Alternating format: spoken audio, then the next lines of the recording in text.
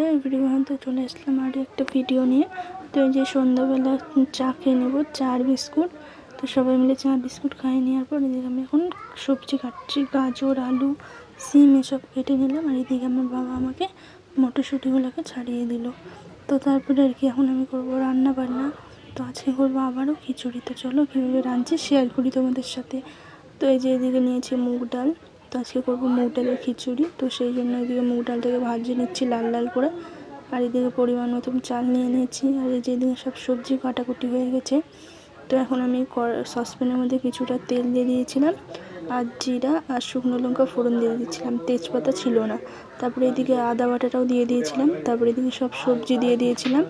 তো সবজিগুলোকে হালকা ভাজা ভাজা করে নেওয়ার পরে আমি চাল টাল দিয়ে দিয়েছিলাম। তারপরে এদিকে আমি এখন কাঁচা কলা ভাজবো, সেই জন্য এদিকে কাঁচা কলাটাকে আমি এখন কেটে নিচ্ছি। কাঁচা কলাটাকে কাটে নেওয়ার পরে এদিকে আমি হলুদ লবণ দিয়ে এদিকে মাখায় রেখে দিলাম। আর এদিকে দেখো খিচুড়িটাও প্রায় হয়ে এসেছে। তো খিচুড়িটা হয়ে যাক, চলো ততক্ষণ আমি এদিকে কড়াইয়ে তেল গরম করে নিচ্ছি। তো তেলটা গরম করে নেওয়ার পরে এদিকে আমি সব কাঁচা কলাগুলোকে ভাজে নিলাম। তো ভেজে নেওয়ার পরে আর কি তখন তারপরে করব পাঁপড় ভাজা। তো এই যে আমি রান্না করছি আর দেখাচ্ছি তোমাদেরকে। তারপরে এই যে পাঁপড়, তো চলো পাঁপড়গুলোকে ফটাফট সব কটাকে ভেজে নিই।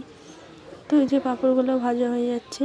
আর জানো তো পাঁপড়গুলো খুব একটা ফোলেনি, কিছুক্ষণ রোদে দিলে, আর যেহেতু আমি রাতে রান্না করছি সেজন্য রোদে দিতে পারিনি। তারপরে রান্না হয়ে যাওয়ার পরে এদিকে কিছুক্ষণ শুয়ে থেকে ফোন দেখলাম।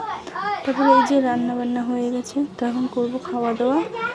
আজকের ভিডিওটা কেমন লাগলো অবশ্যই কমেন্ট করে জানিও। ভিডিওটা ভালো লাগলে প্লিজ একটা লাইক করে দিও।